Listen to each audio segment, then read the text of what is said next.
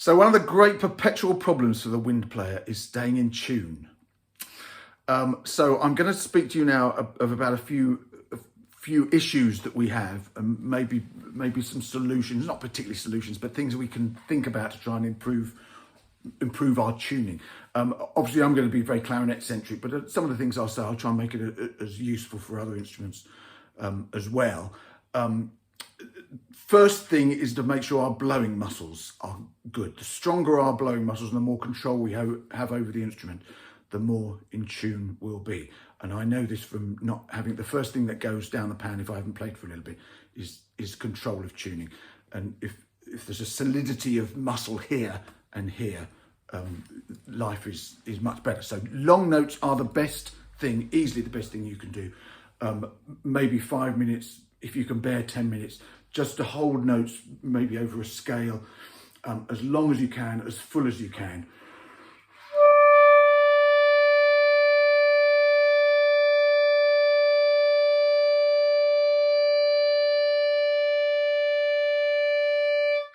And it's very often the case that I found as I'm blowing, I can hear the pitch very slightly going up, and that's where you probably want to be. Muscles here can get stronger. Muscles here, if you've got weak muscles, the pitch tends to sag a little bit. So that's like a long-term project over weeks and weeks of practicing every day, as you know. Right, now if I move my camera a little bit this way, I've got my little tuning machine here. I would thoroughly recommend everyone having a tuning machine, either a little portable one like this, I think it's like 20 quid or something like that, or you can get one for a phone. I think they're just as good. The point of having one of these is that you gradually get to know exactly what your instrument does or doesn't do.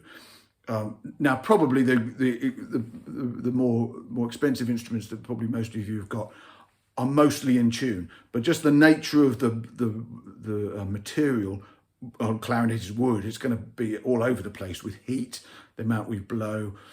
And so knowing what your instrument doesn't do when you want it to be in tune is a very good thing, and then learning what to do about it. Now, here is a tuning machine. I'm going to play a note. This is, that's G, that's open G. On the clarinet, it's the note with no fingers, so ostensibly the clarinet is only this long. It's a slightly dicey note on the clarinet. Now, if you just watch what the tuning machine does, I'm going to blow not very well. A little bit loose here and a little bit loose there, and you'll see what happens.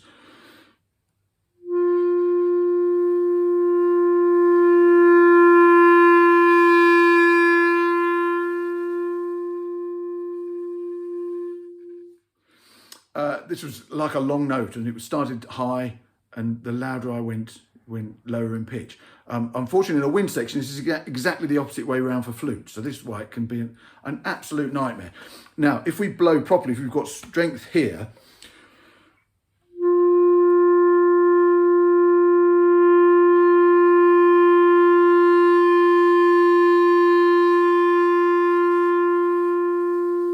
we can be a little bit more consistent, but still, you notice at the beginning, it was still a little bit high.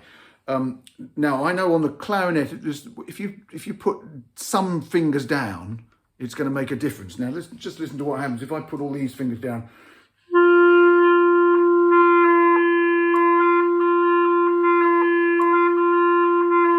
Makes a huge difference. I'm using 6 different fingers. So one of those might be good. So if I put...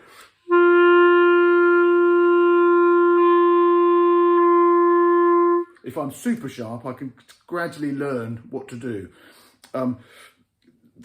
Another annoying thing is octaves.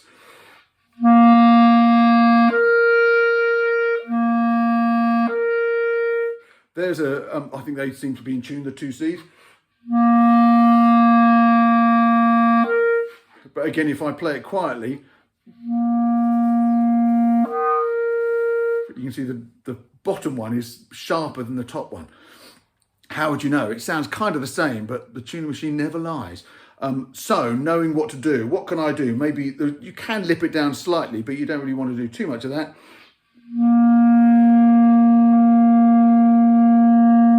I can just add a little key here.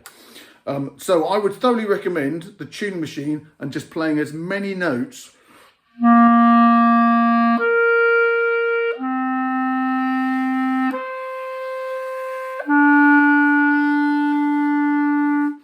finding out which ones are out of tune, which keys you can put down to make a difference. Some keys